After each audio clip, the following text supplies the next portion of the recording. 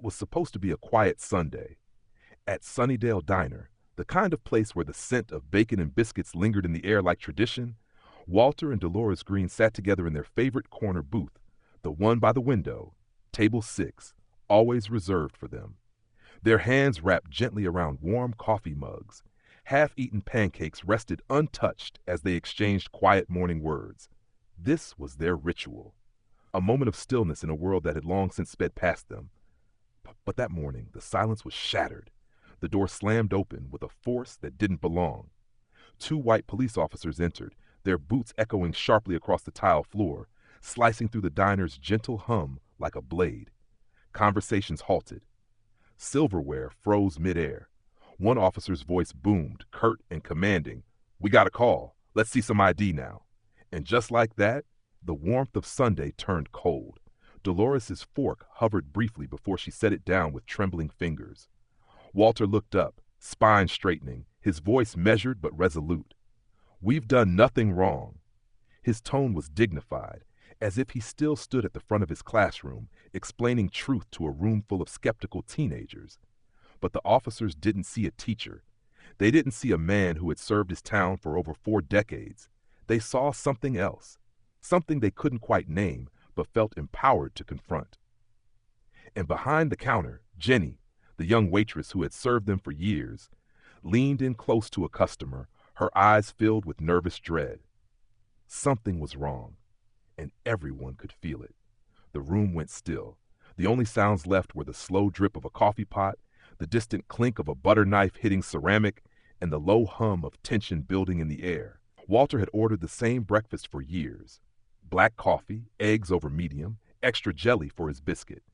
But this morning, he didn't get to touch his eggs. This morning, he didn't get to sip his coffee in peace. This morning, he was no longer just Walter Green, retired teacher, mentor to troubled youth, a man who still got stopped in grocery store aisles by former students eager to shake his hand. Today, he was a threat. The officer leaned in closer, hand hovering at his belt, resting near a place that spoke louder than his words. Walter didn't flinch. His dignity held the line. But behind that calm exterior, something shifted. Dolores reached across the table, placing a steadying hand over her husband's wrist, a gesture born from months of post-stroke vigilance. She could feel it. His pulse was rising, the color in his face shifting. Stress was not just an emotion for them now. It was a danger. And just as the pressure reached its peak, the front door of the diner opened again. Another pair of boots hit the tile. These steps were sharper, more deliberate. What the officers didn't know was that someone had seen the footage, and he was coming. What began as a quiet breakfast would soon become a national reckoning, and in the heart of this small town, a family's legacy was about to collide with a system that forgot who they were.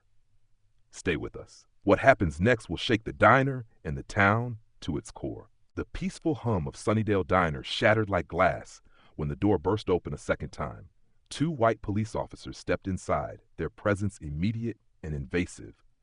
Their boots landed hard against the tile, echoing in a way that silenced the clatter of cutlery and coffee mugs.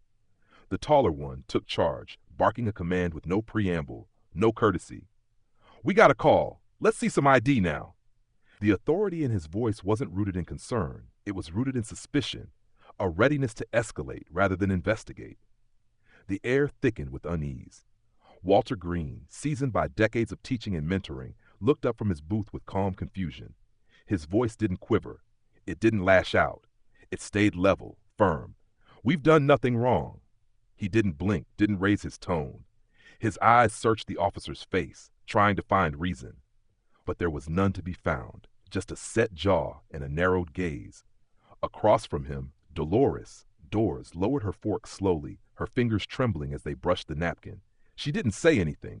Her body said enough. She was scared and trying not to show it. Their sanctuary had been invaded.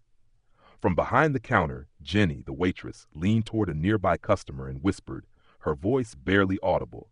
Her eyes darted between the officers and the couple she'd served every Sunday for years. Her hands, once confident with the rhythm of the breakfast rush, now trembled as she reached for the coffee pot. Something was wrong. Something deep and ugly. She could feel it in her bones. So could the room. A hush settled over the diner. Chairs scraped against linoleum as patrons subtly shifted. Some sat frozen, others craned their necks. A mother gathered her child closer, lips pursed in worry. A man in a corner booth slowly reached into his coat pocket, not for a weapon but for his phone.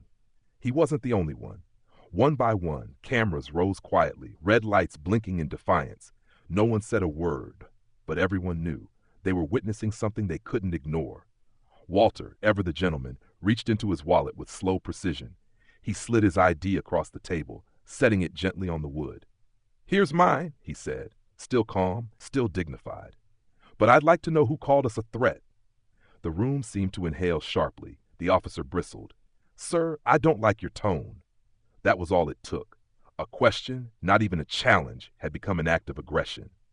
Doors turned toward her purse. A reflex, nothing more. Walter had suffered a stroke just a few months earlier. She knew the signs. She watched for them every day, the heat in his cheeks, the pace of his breathing, the way his hands fidgeted when his blood pressure rose. Her hand reached down, fingers brushing the zipper. She was retrieving his medical alert card. Nothing more. But that's not what they saw. The younger officer's voice cut like a whip. "Ma'am, don't move." His hand flew to his holster, thumb twitching at the strap. Doors froze, not out of fear, but out of disbelief. Her fingers hovered inches from her bag, suspended in midair. Around them, murmurs rippled like wind through leaves. Phones came up faster now. Jenny's hands covered her mouth. She whispered again, but not to anyone in particular. "This is wrong." Walter leaned forward slightly. His words were steady, but a new tension curled around them like barbed wire. "Officer, my wife was reaching for my medical card. I had a stroke in March." He paused. "You're escalating something that isn't there." The older officer's eyes narrowed but didn't soften. The suspicion didn't vanish. It grew. The temperature in the diner changed. Chairs creaked. Forks were quietly set down. A baby began to cry softly. One man at a window booth muttered a curse under his breath, shaking his head. The patrons weren't just watching now. They were choosing sides, and the line was becoming clearer by the second. Walter sat straighter. His composure held, but just barely. His pulse thudded in his ears. Dorsey's hand found his, their fingers locking in a silent signal. She squeezed gently, whispering, "Breathe, baby."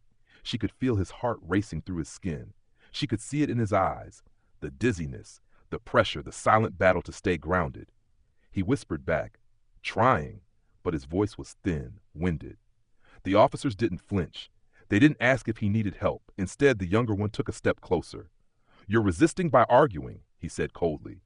"That's a problem." Doris steadied herself. "We're not resisting," she answered. "We're explaining." It didn't matter. The line had already been drawn. And then a flicker of change. One of the cooks, quiet, burly, tucked behind the kitchen door, spoke softly into his phone. "Yeah, he's here. You might want to come now." His words weren't for the officers. They were a signal, a trigger. Dolores heard it, and her breath caught. She recognized the voice. She recognized the name that was about to be said. Her heart didn't race from fear. It raced from hope. The waitress returned, voice shaking.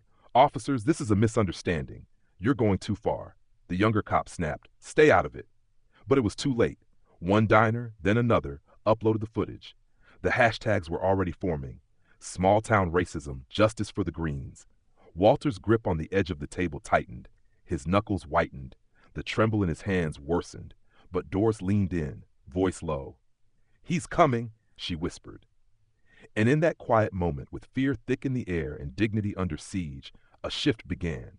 The crowd wasn't silent anymore. The phones weren't still. The world was watching. And somewhere just 3 blocks away, boots pounded against pavement. Steady, sharp, purposeful. Reinforcements were on the way. But not the kind the officers expected. This wasn't going to be handled quietly. Not today. Not with Malcolm Green en route. And not with the eyes of the nation about to fall on table 6. 3 blocks away, the sound of Malcolm Green's boots pounding against the pavement was louder than traffic, louder than the rustling trees or chirping birds. Each stride was filled with urgency, precision, the kind drilled into him by years of service and survival. His phone buzzed again in his pocket, but he didn't need to look. He had already seen the image. A blurry photo of his mother, Dolores, seated at the diner, hand raised mid-motion, her face contorted with disbelief. The message beneath it was simple. 5 words, all caps, no punctuation. Cops harassing your parents. Come now. Malcolm didn't text back. He didn't call. He ran. His uniform wasn't regulation for a casual visit. It was full dress blues, pressed and sharp, adorned with medals that told stories of sacrifice, valor, and discipline. A bronze star glinted on his chest beside service ribbons that carried more weight than most men could imagine. 6 tours, war zones, combat zones, the kind of experience that commands respect without a word. But right now, none of that mattered. Not to him. Not with his parents' dignity on the line. He wasn't running for honor. He was running for them. Inside Sunnydale Diner, the tension had reached a breaking point, and just when it felt like the air couldn't get any heavier, the front bell jingled violently. The door swung open with purpose, slamming against the wall. In stepped Malcolm Green. He didn't speak. He didn't need to. At 6'3", posture perfect, cap tucked neatly under his arm, he stood like a tower of resolve. His shoulders squared, chin lifted. The ribbons on his chest caught the morning light and seemed to refract it, like armor built from service. The diner's din stopped completely. Even the police froze. Jenny gasped audibly, hand flying to her mouth. A cook near the window whispered, "That's their son." The crowd parted instinctively, not out of fear, but reverence. Dolores turned, eyes immediately welling with tears. Malcolm. Her voice barely escaped her lips. He hadn't said a word, yet the weight of his presence was deafening. Malcolm's gaze scanned the room, calculating, steady. First, he saw his mother, her hands trembling. Then his father, slumped in the booth, face pale, clearly struggling to remain upright. And finally his eyes locked on the 2 officers. There was no blinking, no hesitation. The air itself seemed to contract around them. He took a single step forward, voice low and deliberate. "Which one of you," he began, "put your hand near your weapon at my mother?" Neither officer moved. "I asked a question." The younger officer stiffened, forcing himself to speak. "Sir, we're responding to a call. We don't answer to civilians." Malcolm's expression didn't change, but his jaw locked. His next move was calm, controlled. He reached into his coat and pulled out a badge-shaped military ID, holding it at eye level. "I'm not a civilian," he said, louder now. "I'm Gunnery Sergeant Malcolm Green, United States Marine Corps, and you're going to answer." The tension flipped like a switch. The officers were still wearing badges, but the power? It had moved. "You're detaining a retired school teacher," Malcolm continued, gesturing to Walter, "who suffered a stroke 3 months ago. And the woman you just threatened, she ran this town's youth choir for 20 years. You want to tell me what law they broke?" Around them, phones were still recording, but now they were steady, intentional. The crowd had shifted. Eyes once unsure now looked determined. Whispers rippled through the air, but the words were no longer uncertain. They were filled with quiet fury. Malcolm, methodical as ever, pulled his own phone from his pocket. He didn't dial. He didn't film for drama. He pressed record. "Badge numbers," he commanded. "Now." The younger cop blinked. "You can file a complaint?" "You think this is a complaint?" Malcolm snapped, still not raising his voice, yet somehow louder than anyone else in the room. "This is evidence." The words landed like a gavel. A judgment passed. From behind the counter, Jenny stepped forward. Her voice shook, but her resolve didn't. "They didn't do anything," she said. "They just ordered pancakes and coffee like always. These officers, they just walked in and assumed." The word "assumed" lingered in the air like a smoke alarm that wouldn't stop ringing. A middle-aged man in a baseball cap stood up.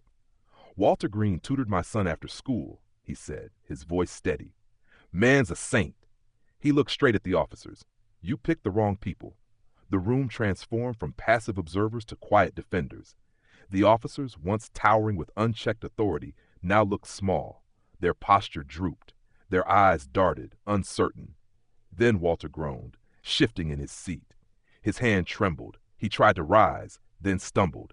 Dolores lunged forward to catch him, but Malcolm was faster. In a blur, he slid under his father's arm, supporting his weight with practiced ease. "Easy, pup," he whispered. "We're getting you help." He looked toward the door. "Has someone called an ambulance?" A voice replied from the window. "It's on the way." But just as they began to move Walter from the booth, the younger officer leaned close, too close to Dolores, and muttered under his breath, "Should have known it turned into a circus once they got loud." It wasn't loud, but it was clear. And 15 phones caught it. Gasps erupted. One woman shouted, "I got that on video." Jenny dropped her apron, her face red with fury. The diner manager, who had just arrived, looked at the officer like he'd slapped the mayor. Malcolm didn't respond. He didn't have to. The look he gave said more than words ever could. Outside, the ambulance wailed in the distance. Inside, the line had been crossed. And justice? It was already en route, wearing boots, carrying a badge, and backed by an entire town. The slur didn't echo. It hissed. Slipped from the officer's lips like venom, low but sharp enough to slice the air. He muttered it under his breath, perhaps thinking no one would hear. But he forgot where he was. Outside Sunnydale Diner, a crowd had gathered, shoulder to shoulder, silent witnesses holding their phones high. Not one, not two. 15 cameras caught the words, crisp and undeniable. Should have known it had turned into a circus once they got loud. That last word wasn't just a sound. It was an accusation, a stereotype, a dismissal. It was the moment that cracked the dam wide open. Gasps rose up like a tide. One woman clutched her chest, another swore under her breath. Jenny, the waitress, let out a strangled, horrified whisper. Even those who had tried to justify the officer's actions earlier, those still on the fence, were left frozen in disbelief. The diner manager looked at the officer like he'd committed a crime, because in many ways he had. The moment, raw and unfiltered, wasn't just captured. It was time-stamped, geotagged, and live. Within an hour, the clip was on Twitter, Facebook, Instagram, and TikTok. Each upload shared with hashtags like Justice for the Greens, Respect Has No Uniform, Marine vs. Bias. Comment sections flooded. This isn't just another incident. This is America waking up. Within 3 hours, it reached trending status across multiple platforms. Local news was the first to pick it up. By sundown, national outlets had joined in. MSNBC aired it under the banner Silent Strength, Loud Truth. CNN ran a segment titled Marine Son Confronts Racism in Small-Town Diner. Even conservative outlets, cautious at first, couldn't look away. It wasn't about politics. It was about dignity. Veteran groups rallied online. "A disgrace to the badge," one military leader wrote. "You do not treat a Marine's family this way." Civil rights activists called for immediate review. A Change.org petition demanding both officers be terminated gained 250,000 signatures overnight. Every angle of the confrontation was dissected. Analysts played the video side by side. The officer's escalating tone, Walter's trembling hands, Dolores' quiet restraint, and Malcolm's thunderous calm. They played the slur in slow motion, the phones lifting, the crowd gasping. But in a modest living room miles away from the spotlight, Walter Green sat slouched on his couch, a blood pressure cuff wrapped around his arm. Dolores sat beside him, her hand never leaving his. Malcolm, still in uniform, sat on the floor, scrolling through articles on his phone, jaw clenched. Walter sighed.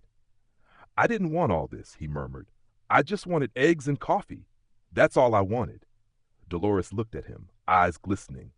"I know, love, but maybe the world needed to see." Malcolm looked up. "Pop, there are thousands of people out there who've never had someone show up for them. This time, you were seen." Walter didn't respond, but his hand squeezed his wife's gently. The next day, the Sunnydale Police Department issued a press release. Both officers had been placed on immediate administrative leave pending internal investigation. Body cam footage, they confirmed, had been retrieved and was being reviewed by an independent oversight board. The mayor, an old colleague of Walter's from his early teaching days, stood on the courthouse steps and faced the media. "This town owes the Green family more than an apology," he said. "We owe them justice. We owe them a future where this never happens again." When asked about Malcolm's involvement, the mayor replied, "His restraint in the face of disrespect sets a standard for all of us." And the town listened. 3 days later, Sunnydale experienced something it hadn't seen in years, a rally not of anger but of solidarity. Hundreds gathered in the town square, holding handmade banners. "We stand with Walter and Dolores. Respect has no expiration date. Our town, their legacy." This wasn't a protest. It was a reckoning, a community reclaiming its conscience. At the front of the crowd stood Walter, cane in one hand, Dolores holding the other. Behind them, Malcolm stood silent and unmovable, his presence a reminder of both honor and force. Walter stepped forward, microphone in hand. His voice was soft, trembling, not from weakness, but from emotion. "We taught this town to read," he said, "to sing, to grow. We just never thought we'd have to teach it, to listen. The square went silent. You could hear the flags rustling in the wind, the distant honk of a car in traffic. But no one moved. They were hearing him. Finally, the media captured it all. That clip, Walter's quiet but resolute declaration, became the soul of the story. The full arc had unfolded, from quiet humiliation in a diner booth to the roar of a town rising behind a family who had only ever asked to be treated with decency. And now they weren't just being treated with respect, they were teaching it. The following Sunday, as the early sun painted golden light across the storefronts of Sunnydale, Walter and Dolores Green returned to the diner, not with fanfare, not with camera crews, just as they always had. The soft chime of the bell over the door greeted them, familiar and warm. The hum of conversation quieted for a moment, then resumed, not out of avoidance, but out of reverence. The couple made their way to the usual spot, booth by the window, where the smell of fresh coffee still danced through the air. But something had changed. At the edge of the table was a small, polished plaque carved directly into the wood. Table 6, respect lives here. Walter smiled faintly, running his hand over the engraving, the quiet gesture saying more than any speech could. Jenny, the waitress, approached with a fresh pot of coffee and eyes filled with something deeper than familiarity, something closer to gratitude. "Extra jelly for the biscuit," she said with a wink. "Just like always." Dolores reached across the table, fingers brushing Walter's. It wasn't about reclaiming a routine. It was about reclaiming peace, dignity, and space on their own terms. But outside those diner walls, something even greater was taking root. The town wasn't just watching anymore, it was learning. Dolores began hosting weekly book clubs at the town hall, open to anyone willing to engage in real conversations about race, compassion, and community. The first week, 5 people came. The next week, 20. By the third, it spilled out onto the front steps. Walter, cane in hand but heart unwavering, returned to mentoring young boys after school, kids whose fathers weren't around, kids who needed more than a teacher. They needed a model, a steady hand, a man who had been wronged but chose to lead anyway. And Malcolm? He didn't return to his base right away. Instead, he stayed. Quietly, steadily, he joined the local police reform committee. He wasn't there for revenge. He was there for change. Speaking to the town council, he said simply, "You can serve your country and still expect better from your hometown. We don't need blind authority. We need earned trust." From that moment, reform wasn't just a talking point. It became policy. Oversight was implemented. Sensitivity training mandated. The new police chief, once a symbol of silence, now sat across from Malcolm every Monday, notebook in hand. A voiceover rises not from anger but from memory. Some lives move quietly through the world, but when truth comes knocking, even the quiet can make a sound loud enough to shake a town. This wasn't about vengeance, it was about visibility. Dignity doesn't shout, it just stands until the world learns to see it. And sometimes, all it takes is a family who refuses to sit down. Fade to black, then a beat. In the next episode, Behind the Reform, what changed, what didn't, and who's rising next? A call to action flashes gently. Like, share, subscribe, and tell us who are the voices in your town that deserve to be heard, because respect should never have to be earned twice. Stay tuned. More voices are rising.